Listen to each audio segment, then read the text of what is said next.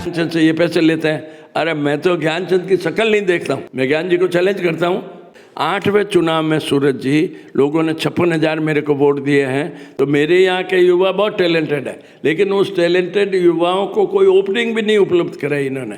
पूरी ताकत के साथ, मेरे समर्थक भी पूरी ताकत के साथ लड़ रहे हैं और मुझे पक्का आत्मविश्वास है कि मैं हर हालत में जीतूंगा। मैं जब भी इस संसार से विदा हूँ तो तिरंगे झंडे में विदा हूँ, ये मेरी इच्छा है, हार्दिक इच्छा है। और मैं 5 साल विधायक बनने के बाद ये साबित करूंगा कि एक एमएलए क्या चीज़ होता है, एक एमएलए क्या कुछ कर सकता है अपने मतदाताओं के लिए। नमस्कार, आप देख रहे हैं ऑनलाइन पाली। मैं हूं सूरज राठौर। आज हम ऑनलाइन पाली की चुनावी यात्रा में पाली विधानसभा में हैं। पाली विधानसभा के कांग्रेस प्रत्याशी भीमराज भाटी से आज हम मुलाकात करेंगे, जानेंगे क्या है उनका विज़न। सर, आपका ऑनलाइन पाली के इंटरव्यू में बहुत बहुत स्वागत है। नमस्कार। मैं ये निवेदन करना चाहता हूँ, सबसे पहले तो मैं आभार प्रकट करता हूँ कि कांग्रेस के सारे, सोनिया जी, राहुल गांधी, प्रियंका जी, खड़गे साहब, अशोक गहलोत जी, डोटासरा जी, पायलट साहब, जितने भी कांग्रेस के बड़े लीडर थे, बड़े लीडर है, उन लीडर्स ने मेरे को इस काबिल समझा है कि मेरे को पाली विधानसभा क्षेत्र से प्रत्याशी बनाए। तो मैं उन सब का आभार प्रकट करता हूँ।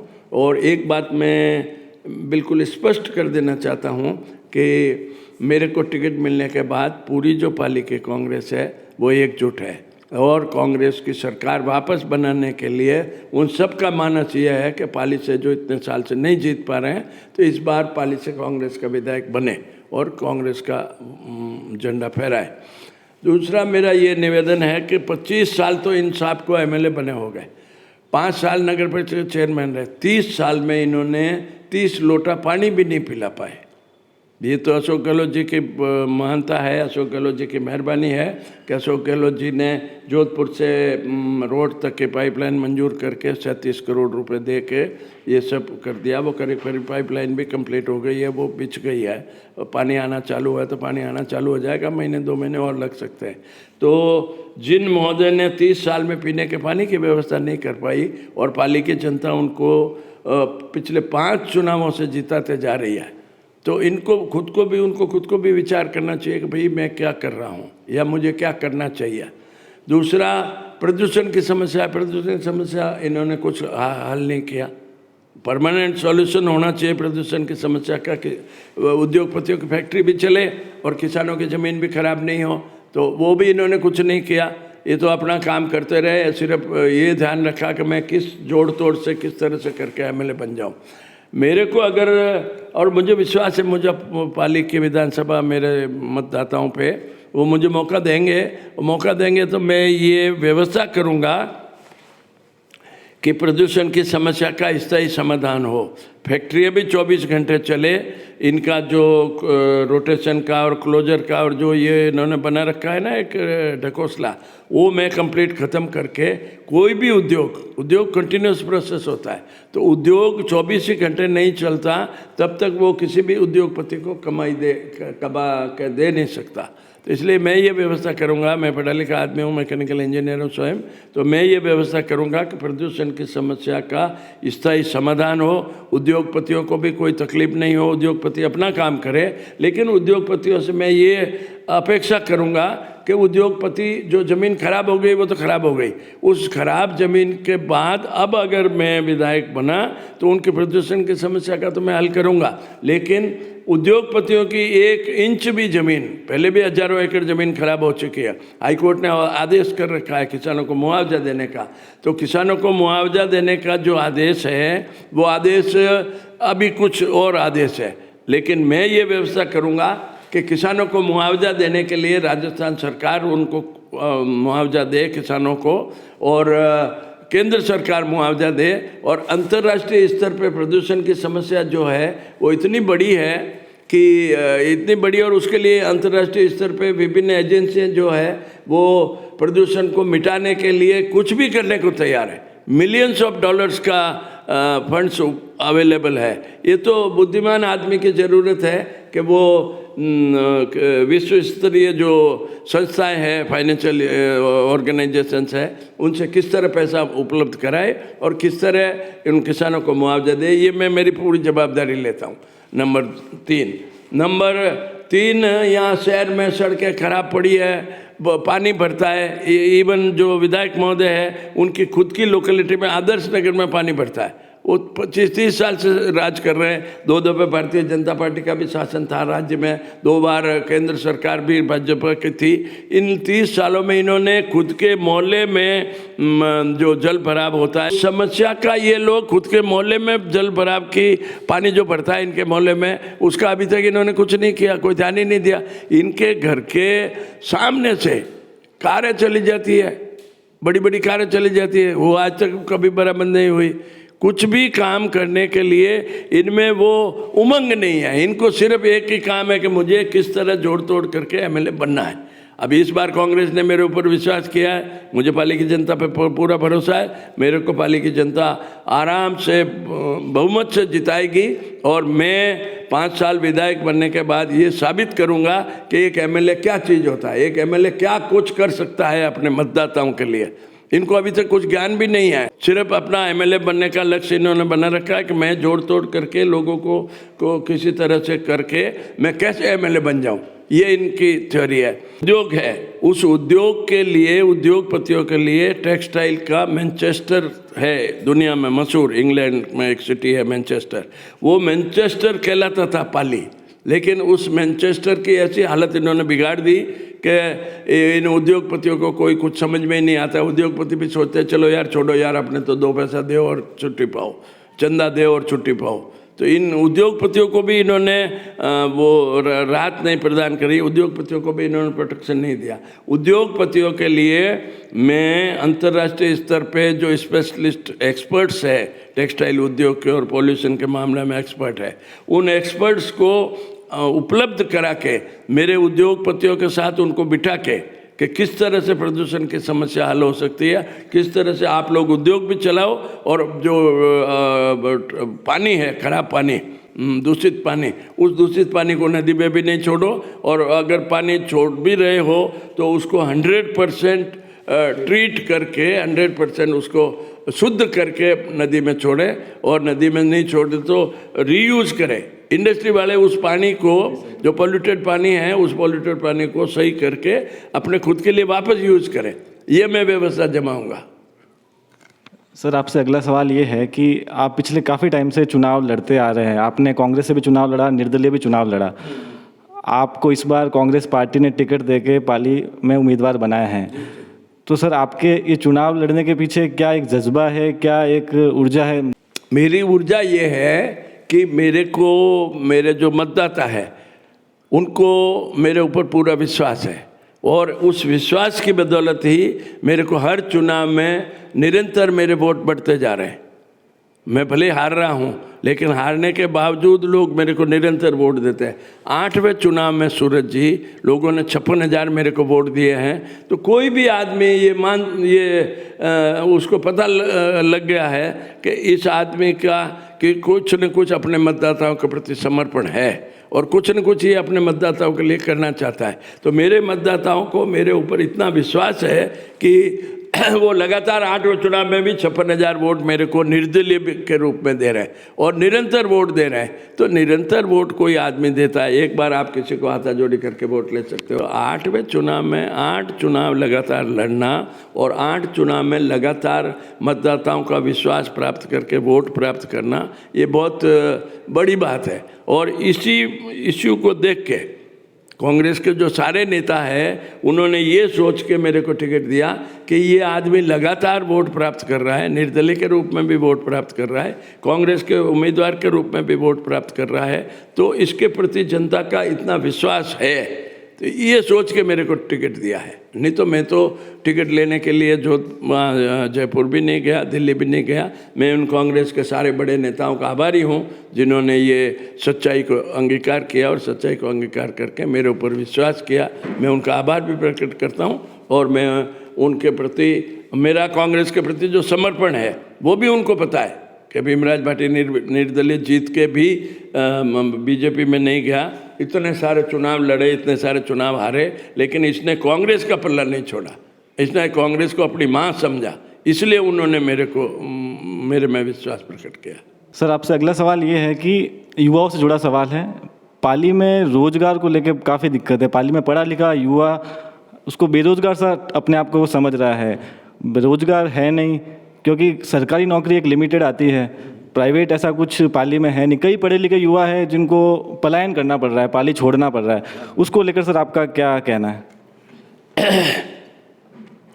मैं जितना कुछ संघर्ष कर रहा हूँ वो मेरे युवाओं की बेरोजगारी देखकर, युवाओं का जो, मेरे यहाँ के लोग बहुत टैलेंटेड है, उद्योगपति भी टैलेंटेड है, किसान भी बहुत टैलेंटेड है, और ये जो नौजवान साथी है वो भी बहुत टैलेंटेड है। लेकिन उन टैलेंटेड युवाओं को माननीय विधायक जी ने आज दिन तक कोई ऐसा ओपनिंग नहीं अवेलेबल कराई कि वो उनको, मान लो सरकारी नौकरी नहीं मिले तो प्राइवेट नौकरी मिले, प्राइवेट नौकरी मिले तो अच्छी अच्छी कंपनियों को यहाँ ला के उन बच्चों का इंटरव्यू करा के प्राइवेट नौकरी, प्राइवेट जो कंपनियाँ हैं वो बहुत मतलब सिलेक्शन करती है नौजवान साथियों का, लेकिन टैलेंटेड नौजवान साथियों का। तो मेरे यहाँ के युवा बहुत टैलेंटेड है, लेकिन उस टैलेंटेड युवाओं को कोई ओपनिंग भी नहीं उपलब्ध कराई इन्होंने।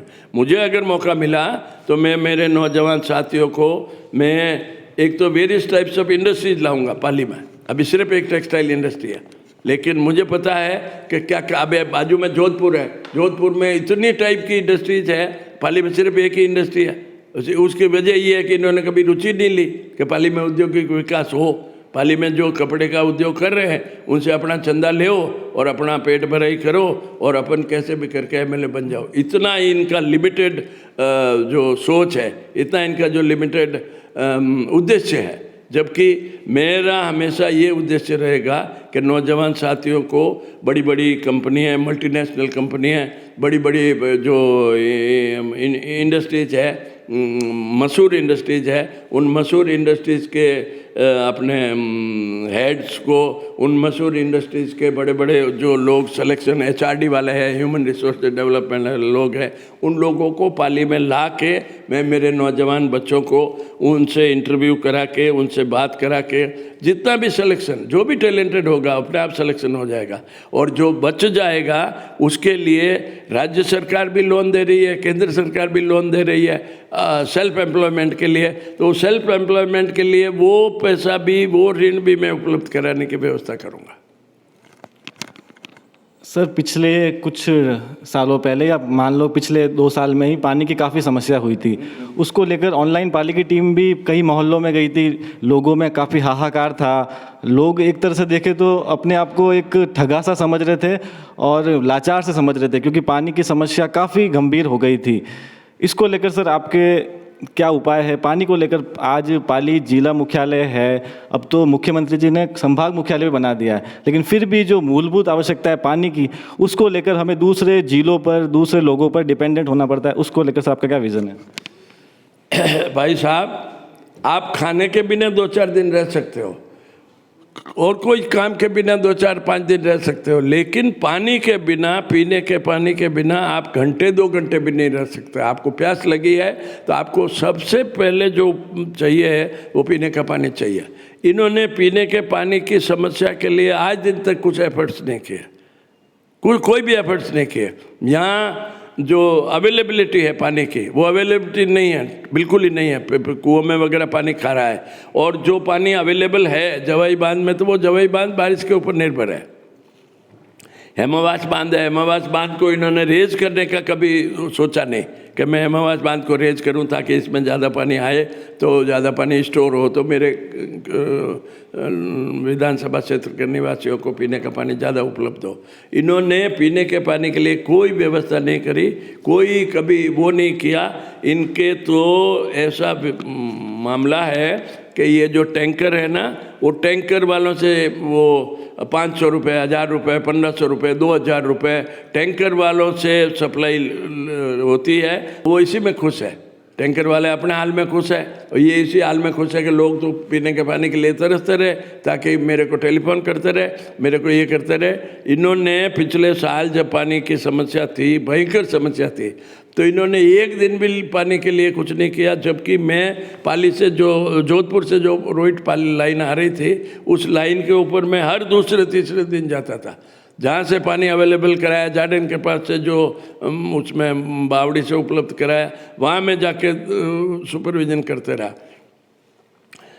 भाई साहब, तकलीफ की बात तो ये है कि नर्मदा का पानी पाली विधानसभा क्षेत्र के अंतिम गांव देवान से सिर्फ 3 किलोमीटर दूर मालगढ़ में पानी आ चुका है। कुलथाना से अपना भादराजुन की ढाणी, वहाँ पे 9 किलोमीटर का डिस्टेंस है, वो 9 किलोमीटर पे पानी आ चुका है नर्मदा का। लेकिन इन्होंने 25 साल में एक बार भी ये प्रयास नहीं किया कि मैं नर्मदा का पानी पाली लाऊं, जबकि मालगढ़ में कई सालों से पानी आ रहा है नर्मदा का, भादराजुन ढाणी में कई सालों से पानी आ रहा है नर्मदा का। तो 9 किलोमीटर सिर्फ पानी लाना था भादराजुन की ढाणी से, 3 किलोमीटर सिर्फ मालगढ़ से देवान पानी लाना था, तो इन सब गांवों की समस्या का, पीने के पानी की समस्या का हल हो जाता। लेकिन इनका तो लक्ष्य सिर्फ एमएलए बनने का है, पीने के पानी के लिए कोई पालिका आदमी तरसे। इनका सोच ये रहता है हमेशा कि जब तक आदमी तरसता रहेगा तब तक मेरी वैल्यू बनी रहेगी, जबकि ये किसी भी जनप्रतिनिधि का ये बात, ये दिमाग नहीं होना चाहिए, ये सोच नहीं होना चाहिए। जो पूर्व सभापति हैं राकेश जी भाटी, उन्होंने भी निर्दलीय नामांकन भरा था। कल एक उन्होंने सभा रखी, उनके जो भी समर्थक थे वो साथ में आए और उन्होंने भरी सभा में बोला कि मैं भीमराज भाटी का समर्थन करता हूं और मैं नामांकन वापस ले लूँगा उनके समर्थन में। इसको लेकर सर आपका क्या राय है सर? सूरज जी, मुझे इसके बारे में कोई जानकारी नहीं है। मैं तो कल भी रात को 12-1 बजे आया था और मेरी सबसे बड़ी कमजोरी ये है कि मैं व्हाट्सएप वगैरह देखता नहीं हूँ, इसलिए मैं माफ़ी चाहता हूँ कि मैं इस बारे में कुछ बता नहीं पाऊँगा आपको। मुझे कुछ ज्ञान भी नहीं है। मैं कहीं जा रहा हूँ बाहर टूर में, और अभी कोई बताएगा सही बात तो मैं उसके बाद आपको कुछ कह सकता हूँ। फिर भी अगर वो समर्थन दे देते हैं, एक अपन हाइपोथेटिकल सिचुएशन लेके चलते हैं, तब आपका क्या रहेगा? नहीं, अगर जैसे आप हाइपोथेटिकल बात कर रहे हो और मुझे नहीं पता है कि कल क्या हुआ कैसे हुआ, अगर वो समर्थन दे देते हैं तो मैं आभारी रहूँगा, उसमें क्या दिक्कत है। जो आदमी मेरे को समर्थन देगा, जो बीजेपी का नगर परिषद चेयरमैन थे और उनकी और माननीय विधायक की कोई बात पे कुछ हुई अनबन ये हुई या कुछ भी डिस्प्यूट हुआ, और अगर वो मेरे को समर्थन देते हैं तो मैं उनका आभारी रहूँगा। मेरी जगह कोई दूसरा भी होता तो वो उनका और उनके समर्थकों का, जो लोग उनके साथ थे या जो लोग चाहते थे कि वो चुनाव लड़े लेकिन अब वो मान लो नहीं लड़ रहे हैं, मुझे समर्थन कर रहे हैं, तो मैं उनका आभारी रहूँगा। उनके जो समर्थक है उनका भी आभारी रहूँगा। सर, जो विपक्ष के लोग हैं वो आप पर तुष्टिकरण का आरोप लगाते हैं, उसको लेकर सर आप क्या कहेंगे? अरे तुष्टिकरण क्या मेरे ऊपर आरोप लगाएंगे? मेरे ऊपर आरोप लगाने के लिए कोई इश्यू नहीं है, कोई बात ही नहीं है। मेरा खान पान शुद्ध, मेरे आचार विचार शुद्ध। मैं आज तक इलेक्शन लड़ा तो किसी से कोई चंदा नहीं मांगा। मैं 33 साल से 33 साल से राजनीति में हूँ। कोई आदमी ये नहीं कह सकता कि मैंने भीमराज भाटी को 1500 रुपये भी दिए या भीमराज भाटी ने कभी मेरे से कुछ उम्मीद करी या कुछ किया। मैं भी राजनीति में हूँ, राजनीति पैसे से चलती है, पैसा खर्च होता है। तो मैंने मेरी ज़मीनें बेची है, मैंने मेरे मकान बेचे हैं, मैंने मेरा प्रॉपर्टी बेची है और मैं मेरी प्रॉपर्टी बेच के जनता की सेवा में लगा हुआ हूँ। मैं किसी से कुछ आज दिन तक कोई आदमी ये नहीं कह सकता कि भीमराज भाटी ने हमारे को कभी तंग किया, हमारे को कभी दुखी किया और हमसे 5 पैसे लेके फिर संतुष्ट हुआ और फिर विड्रॉ किया। आज तक कोई आदमी ये नहीं कह सकता है। मेरी जो सबसे बड़ी लोगों में पैठ है वो यही, जब मैं भैरू सिंह जी के साथ नहीं गया, वो सब करके मंत्री नहीं बना, तो मैं क्या ये मेरे ऊपर तुष्टिकरण का आरोप लगाता है? क्या तुष्टिकरण आरोप? मैं तो वो आदमी हूँ जो मैं मेरे धर्म की इज्जत करता हूँ और मैं दूसरे के धर्म की भी इज्जत करता हूँ। उसको तुष्टिकरण नहीं कहते हैं। मैं मेरे धर्म की इज्जत करता हूँ, मैं मेरी इबादत करता हूँ, मैं मेरी पूजा पाठ करता हूँ, और कोई दूसरा समाज का आदमी अपनी वो पूजा पाठ करे, अपना इबादत करे, तो उसमें मेरे को खुशी है, कोई तकलीफ नहीं है। कोई भी एक कम्युनिटी एक पार्टी को समर्थन नहीं करती, 100% नहीं समर्थन करती है, तो काय का तुष्टिकरण है? मेरे कम्युनिटी के इतने छोटे से वोट होने के बावजूद मेरे को 56,000 वोट आता है, तो वो कहाँ से आता है? कुछ न कुछ है, विश्वास है लोगों का, इसलिए आता है, नहीं तो कहाँ आते हैं? आप खड़े हो जाओ, मैं ज्ञान जी को चैलेंज करता हूँ कि ज्ञान जी खड़े हो जाए बिना भाजपा के टिकट के, लड़ ले मेरी तरह निर्दलीय, फिर कितने वोट आते हैं इनको समझ में आ जाएगी। 25-30 साल से नेतागिरी कर रहे हैं, राज कर रहे हैं, मौज कर रहे हैं। अब लड़ ले निर्दलीय, कभी कभी लड़ ले, जब चाहे जब लड़ ले, और फिर बता दे कि मेरे को इतने वोट आए। मैं जैसा वो कहेंगे वैसा करने को तैयार हूँ। इस बार एक त्रिकोणीय समीकरण बन जाता है पाली विधानसभा में। इस बार ऐसा कुछ होता दिख नहीं रहा है और जो निर्दलीय उम्मीदवार है वो भी अब आपका समर्थन करने का नज़र आ रहा है। तो सर इस बार कांग्रेस पार्टी ने भी आपको टिकट दे दिया है, तो सर आपका कितना कॉन्फिडेंस है, आपका क्या आंकलन है, आपकी टीम और आपका आंकलन क्या है सर आपकी जीत को लेकर? देखो सूरज जी, राजनीति में कोई भविष्यवक्ता नहीं हो सकता। मैं तो स्वयं उम्मीदवार हूँ, तो मैं तो हर बार लड़ता हूँ तो ये सोच के ही लड़ता हूँ कि मैं जीतूंगा। लेकिन इस बार मेरा जो लेवल ऑफ कॉन्फिडेंस है वो मुझे ये कहना चाहिए कि मैं धन्यवाद देता हूँ मेरे समर्थकों का, धन्यवाद देता हूँ मेरी कांग्रेस पार्टी का, और धन्यवाद देता हूँ मेरे साथ रहने वाले लोगों का जो किसी भी सूरत में मेरे साथ रहे। उनकी वजह से मेरे को ओवर कॉन्फिडेंस नहीं है, रादर मतलब मैं ओवर कॉन्फिडेंस कह रहा हूँ लेकिन ओवर कॉन्फिडेंस नहीं है। मैं पूरी ताकत के साथ, मेरे समर्थक भी पूरी ताकत के साथ लड़ रहे हैं और मुझे पक्का आत्मविश्वास है कि मैं हर हालत में जीतूंगा, और जीतूंगा तो मैं मेरे जो मतदाता है उनको ये साबित करूंगा कि आपने किसी सही आदमी को जिताया, और कोई एमएलए किसी अपने मतदाताओं के लिए क्या कर सकता है ये मैं साबित करके फिर अंतिम सांस लूँगा। मेरी सिर्फ इच्छा ये है, मैं जब भी इस संसार से विदा हूँ तो तिरंगे झंडे में विदा हूँ, ये मेरी इच्छा है, हार्दिक इच्छा है। इसीलिए मैं संघर्ष कर रहा हूँ। बाकी मेरा कोई मकसद नहीं, मेरा कोई उद्देश्य नहीं, मेरा कोई पैसे कमाने का मकसद नहीं, मेरा कुछ और कोई ध्येय नहीं। मैं तो आप देख रहे हो मेरे घर में सोफा सेट भी नहीं है। और ज्ञान जी छोटे से मोहल्ले में रहते थे, एजुकेशन डिपार्टमेंट का ऑफिस इन्होंने व्यवस्था करके खाली कराया, उसको लिया और अब बहुत ठाठ से आदर्श नगर में रह रहा है। और आदर्श नगर में पानी भरता है, उसका इलाज नहीं कर पाई है। जिस मोहल्ले में रहते हैं उस मोहल्ले के लिए कुछ नहीं कर पाई है। बस ये तो एमएलए साहब बन गए, बात खत्म बस।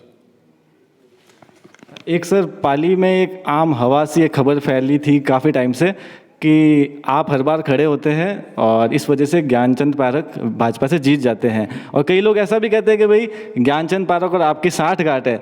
इसको अफवाह समझे या सच्चाई समझे, आपसे जानना चाहेंगे सर। ये तो मैं कोई ऐसा दुर्गुण नहीं है या कोई ऐसी मेरी डिस्क्वालिफिकेशन नहीं है या कोई मेरे ऐसा वो व्यवहार में वो नहीं है कि जिस वजह से ये मेरे बारे में कुछ कह सकें। तो इनके पास कहने को सिर्फ एक ज्ञानचंद से इनकी साठगांठ है, ज्ञानचंद से ये पैसे लेते हैं। अरे मैं तो ज्ञानचंद की शक्ल नहीं देखता हूँ, ज्ञानचंद को नमस्ते नहीं करता हूँ। जब भी कभी मेरे सामने भी होता है मैं उसकी तरफ भी नहीं देखता हूँ, उसकी शक्ल नहीं देखता हूँ। क्या साठगांठ होगी मेरी? अच्छा, साठगांठ जो लोग मेरे ऊपर आरोप लगाते हैं, साठगांठ हो तो मैं 33 साल से राजनीति में हूँ। कोई भी बात, कोई भी गंदगी, जैसा आप कह रहे हैं ना कि ये साठगांठ है ना ये करते हैं, तो कोई भी गंदगी चूहा भी मरता है ना तो उसकी 2 किलोमीटर तक बदबू आती है। तो कोई भी गंदगी की 33 साल तक कोई गंदगी छुपी नहीं रह सकती। मेरे ऊपर जो आरोप लगाते हैं ना तो उस आरोप में सच्चाई कुछ नहीं है। वो तो अब मेरे खिलाफ कहने को कुछ नहीं है, कोई बात ही नहीं है कहने को।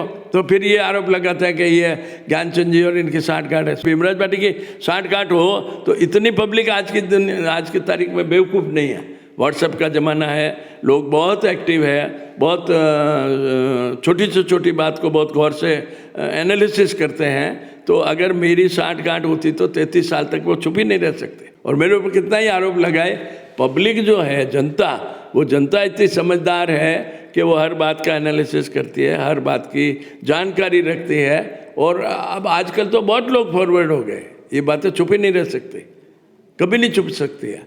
तो अब मेरे खिलाफ कहने को कुछ नहीं है, यही बात पैदा करके चिल्लाते रहते हैं। तो मेरे क्या फ़र्क पड़ा? 33 साल में मेरे वोट बढ़ते ही गए तो मेरे ऊपर आरोप लगाते हैं। उस आरोप में कुछ सच्चाई होती तो मेरे को कौन पब्लिक पसंद करती? मेरे मुंह पे थूकती नहीं क्या पब्लिक कोई रोक सकता है क्या? अगर मैं गलत हूँ या मेरी इनसे कोई साठगांठ है तो पब्लिक मेरे को थूकती, मेरे मुंह पे थूकती, और कोई मेरे को वोट नहीं देता, कोई मेरे को पसंद नहीं करता, लेकिन मेरे प्रति चाहत कायम। ये थे हमारे साथ बेबाक नेता भीमराज भाटी जी। अब देखते हैं 25 नवंबर को चुनाव मतदान में क्या होता है। 3 दिसंबर को किस्मत किसकी लिखी है ये पता चलेगा बाद में। हम इसी तरह ऑनलाइन पाली के साथ मिलते रहेंगे।